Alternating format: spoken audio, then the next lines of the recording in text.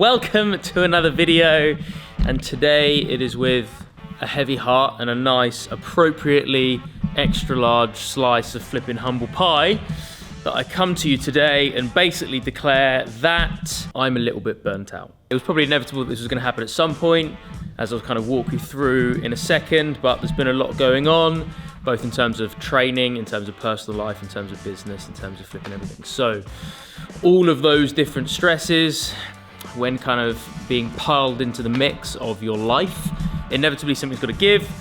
And for me, with my appropriately, stupidly stoic attitude of just keep persevering, which 90% of the time might be a beneficial mindset to have and lead me towards kind of that extra kind of perseverance might be a benefit. But on this occasion, I've just kind of pushed things too hard. I've kind of burnt the candle at both ends. And lo and behold, I'm bloody knackered. My body's started to give up. My mind started to flip and give up. I just feel tired, I feel foggy headed, I feel incredibly sore. My voice for no reason at all is starting to go, and this has happened over the last kind of like 10 days, 2 weeks. So what I've done is I've basically doubled down on the amount of kind of soft tissue treatments I'm having in the form of massage, and I'm changing a few bits around in my lifestyle for the next couple of weeks, which if you are anything like me, the idea of stopping training both for your headspace and stopping lifting, just this fear that my body's going to change is flipping terrifying. But I've finally, and it's always terrifying, and that's one of the reasons I've probably kind of kept pushing on, but it's finally got to the stage now that I'm 34 and appropriately broken as it stands. I'm not broken, but appropriately exhausted as it stands now, that I've just kind of made the call that this is what I need to do, take a couple of weeks off. So what I'm going to do over the course of this video, I'm going to explain to you kind of what's happened, what's caused this, a little bit of kind of like stress overview in general, couple of the symptoms that I've experienced which might resonate with a couple of you guys, and most importantly, kind of being solution focused, what I'm now doing about it and how I'm attempting to kind of see this whole thing and this little bit of like a training hiatus that I'm keeping myself accountable to taking. One of the reasons I'm making this video is to bloody keep myself accountable to not flipping doing anything too hectic in the next couple of weeks. Being solution focused is what I'm going to kind of share with you guys today, what I'm actually going to be doing about it to hopefully get myself back in good nick. So that's what we're going to be looking at over the next few minutes. Okay guys, so as mentioned, one of the primary things I'm going to talk about is what exactly has caused this burnout for me. But before I do that, I do want to kind of address the fact that probably the term burnout is considered, I don't know, maybe it would be celebrated that I'm kind of saying this right now and kind of taking it upon myself to admit that this is pretty much where I'm at, both kind of physically and just flipping with mental load from everything else. But some people will probably be like, well, you've just got to keep pushing through, you've just got to persevere. And I do agree to a certain point. You shouldn't be too liberal with saying that you're knackered and use that as an excuse to rein back from training. But if you are someone who does consistently train and eat well and make good decisions and live a kind of a healthy, active lifestyle, probably more than 4 times a week, if you're someone who consistently does that and feels a level of kind of frustration if you have to miss a session, then if you do feel as though you're kind of on the verge of burning out or you're kind of at burnout, you probably do fall into the camp of people who would benefit from probably taking a little bit of time off. Where you need to make sure that you're not too liberal with this term is if you're always looking for an excuse to not have to go to the gym because, you know, you twisted a sock this morning, so you think you need to take the fortnight off. That's probably not the right thing. But I think probably most of the people that follow me and follow my channel are definitely at the other end of the spectrum where they resist or refuse. There's a level of resistance to having to kind of take time off. And again, that can be a good quality and good characteristic and good inclination to a point, but it can also be incredibly destructive if you just put yourself in this situation, in this kind of this physiological state where you're constantly chronically overtrained for basically most of your life. That is not necessarily going to be a good thing. But for me, walking you through kind of the stressors of my life over the last kind of few months, if we look at everything kind of within this circle of stress here, you've got good stresses and bad stresses, and your body can't necessarily distinguish the two. You know, being told that your friend's been in a car crash emotionally is very bad, and that's a stressor. Doing a 1 rep max in the gym, we feel amazing about it. The emotional association of it is fantastic, but physiologically, it is also just another stressor. So when people get promoted or there's a change in job or just a kind of an increase in overall total workload, or they're reintroducing a commute now, stresses from work have kind of gone through the roof, and a lot of people that I know now that they've gone from kind of working from home and they're expected to be in the office 2 days a week, and even though again emotionally they might be like, thank God this is amazing, it's still just more total work and total kind of input stressors have kind of gone up through the course of the day or through the course of the week, and that's just going to add to that total stress load. as kind of time goes by. So that's definitely one thing to consider. That has been the case for me and probably resonates with a lot of people out there, a lot of you guys listening now. The second one is training. I've messed around with a lot of different kind of training modalities, and I do like to lift heavy, and if I could find movements that don't aggravate my body too much. I've been incredibly outspoken on this channel about the fact that I'm not a massive fan of back squats, but I like doing heavy box squats and heavy Anderson squats, which Anderson squats arguably put more, well, they do put more flipping load through your system at less range, but they do put more load. I love doing this stuff. My background is sprinting, jumping, bobsleigh, so super explosive. I like to do plyos. I like to do plyometrics as a flipping warm up for an upper body session. So that's how kind of innovated I like to be. And again, emotionally, I really, really enjoy that, but it's still adding to the total stress load. And training for me, I've done a lot of that explosive stuff. I've also started reintroducing running. I went to Mike's Gym Marbella and did the OCR course there, flipping grueling and harrowing, don't even do it justice. So again, emotionally, I'm enjoying all of it. It's amazing, but at a point, something's got to give, and you've got to make sure that as kind of stresses increase, we've also got to make sure that we give the body the time it needs to kind of go through those adaptations. And for me, that's probably not what I've done. And I've kind of failed in that regard, which means that stress load has just kind of like crept up over the course of the last few months. Personal stuff, I moved house in September. I sold a portion of my business in January. I've traveled an incredible amount this year, which again, people will be like, oh yeah, poor you. And you're like, no, you're right. Like it's cool, it's wicked, it's a great place to be in my life where I can access pretty much anywhere I want in the world because of the job that I have now. But at the same time, those stress levels do keep going up. Good stresses or bad stresses, they all add onto the plate. And as you can see with personal stuff, with training, with work, it all just starts to creep up. And unless you do something to bleed that with specific, deliberate attention, focused towards recovery and downtime, and this is the difference between being 34 and 24. Arguably when you're in, makes me sound like such a flipping old man, doesn't it? But arguably when you're in your kind of your early to mid 20s, you can kind of throw whatever you really want at the body and the whole kind of being, because recovery just happens so quickly and your physiology is at a state where it goes through all the adaptation processes and you recover a lot quicker. And now, I'm at a stage now where I can arguably, I'm probably stronger and fitter. I'm definitely healthier than I was now at 34 than I was, probably doesn't sound it with my croaky voice, but than I was when I was 24. But the recovery from my training requires deliberate attention. This is why I'm so into biohacking. But again, there's only so much stuff you can do to basically make sure that you do the right things to allow that stress level to go down. There's ways that you can like accelerate the stress levels going down, but one of the things that you can't really do, and the primary way that happens, is just time. It's downtime. It's nice relaxed walks. It's kind of sitting on the couch. It's spending time with your friends. It's doing things that aren't stimulating kind of your nervous or your muscular system. I think for me, I just had all of those things, so many plates kind of plate spinning, and I didn't allow myself enough time to allow those stresses to drop. And I was like, well, I'll just keep pushing through, and hopefully, I'll cheat the system. The fact that I'm now making this video may suggest to you that that's not what I've done. And lo and behold, that's not the way the body works. And the number one stressor for me that I have found more tiring than anything else, which is kind of linked to work, kind of linked to all of them, is when you're not necessarily truly kind of cognitively focused on just one thing, super narrow and deep in one particular facet, if your job is on one thing and you're working through that. But it is wearing multiple hats and basically changing your headspace from one job to the other. I'm still involved in Atlas, the business that I sold a portion of in the beginning of January.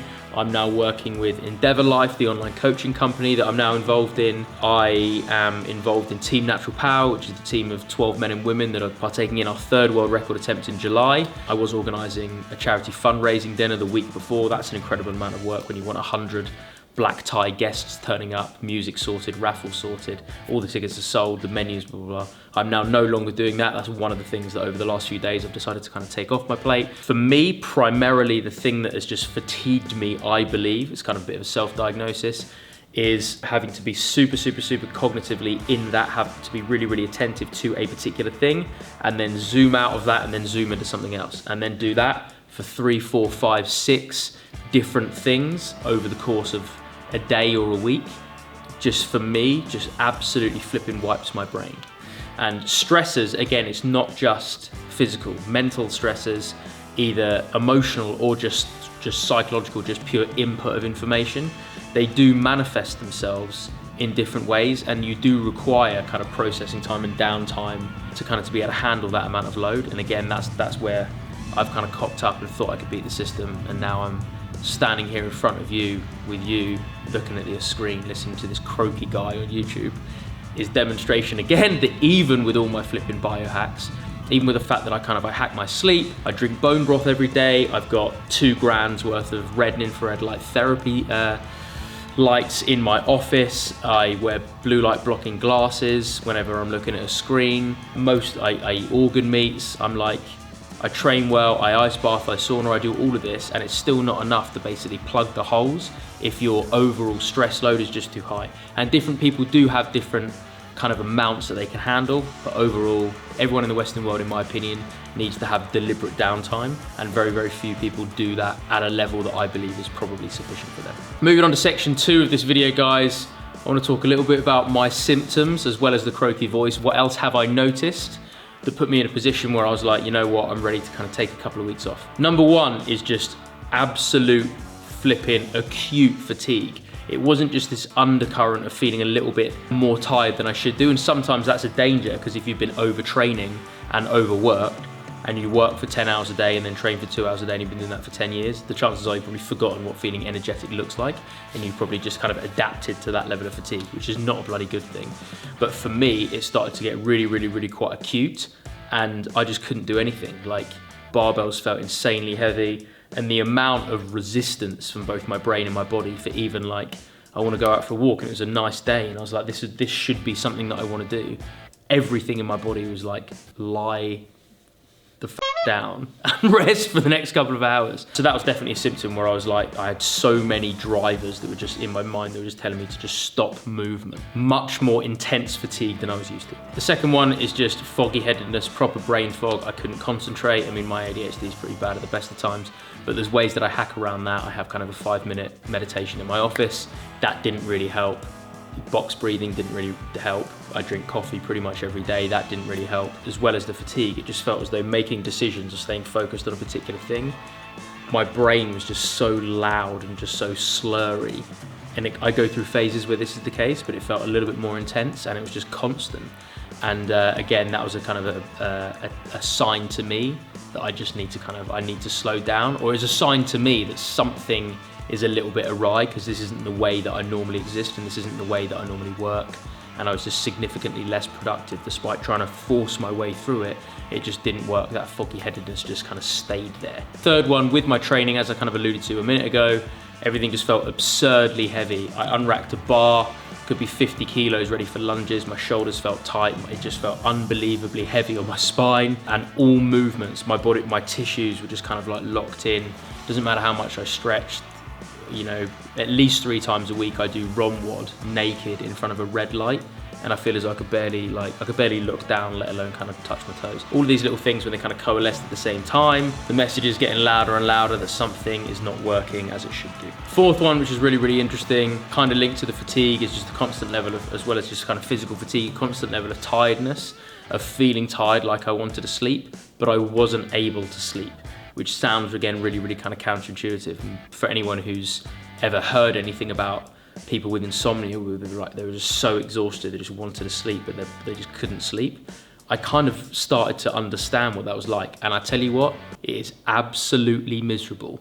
Like, it was like, I was like, I'm lying down and I'm exhausted. Why is my body not getting the message that now's a good time, a good kind of window of opportunity to just flip and switch off? But it just didn't work that way. It was like, there's a million and one things going on in my brain, million and one things going on in my body. I felt exhausted, but I felt almost slightly uncomfortable lying down. Like, it was just kind of horrible. I felt as though I kind of understood the symptoms of insomnia for the first time. Fifth one, and I do have to own this, I just felt incredibly moody and incredibly quick to anger. And anger in terms of emotion, not necessarily behavior.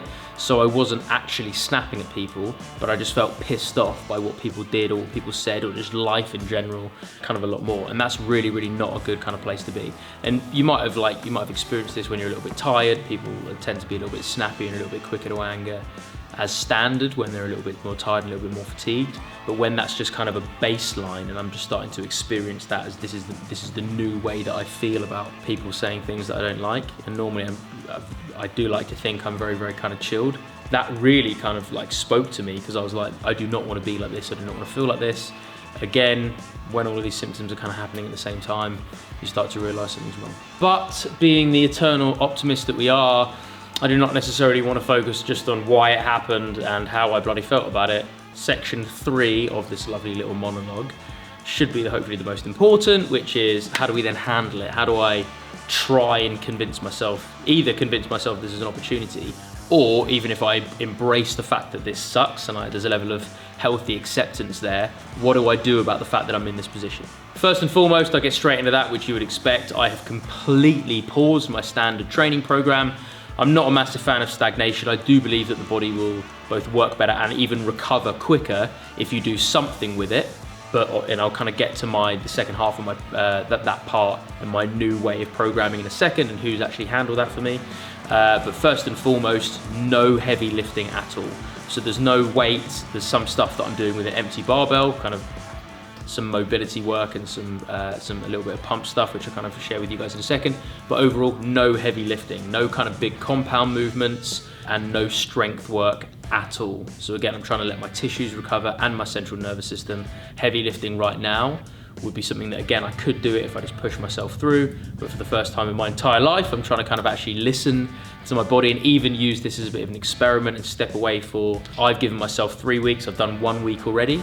So now I'm kind of like, today's Monday, and I'm kind of moving into week 2 of no heavy lifting whatsoever. The second one is I'm just kind of doubling down on all my biohacks. I'm drinking a little bit more bone broth and being a lot stricter to making sure I'm in front of my red light. I'm doing ROMWOD a little bit more saunas. I need to get back into the cold plunge, but I do have a cold shower every morning. And just all the little things that normally insulate me against kind of injury and insulate me against fatigue. Ironic. I'm just doing more of them to try and speed up the recovery process. But at the same time, there's a healthy level of acceptance, the fact that I can't push the river past a certain point. I can do these things to make sure that my body's in the best possible position. I give it enough tools to let itself recover, but time is something that you can't really out-manufacture. So it's like I'm doing the right things, but at the same time, I'm allowing myself to recognize the fact that time is definitely, for my body, is definitely gonna be the greatest healer here. I'm also decreasing my caffeine, which is something I do kind of regularly anyway. I've shared that with you guys in a previous monthly favorites video where I'm like once every, I don't know, roughly 8 weeks, cut out caffeine for about 10 days to try and let your adenosine receptors kind of like resensitize a little bit. And the final thing is that I am following a program specifically designed for a bit of a deload. So recently I met up with a good buddy of mine and 3-time Olympian, Ben Simons, who's featured on this channel before, both in person, because I sat down with him and we had a really, really good chat about a couple of different speed and power pieces, and I name drop him regularly. And he's been kind enough to put together a bit of a program for me specifically designed to overcome a little bit of burnout. And he's the first one who was like, don't do nothing, you need to be doing something, even for a little bit of kind of like perfusion of tissues, basically. Just keep yourself moving, keep the blood pumping a little bit, but keep eccentric load to a minimum. You don't want to be jumping, you don't want to be landing, don't do anything too snappy. And again, I'm like, how can I look at this as an opportunity? What are some holes in my game? So, as an example, balance and stability are usually a bit of a gap in most people's physiology.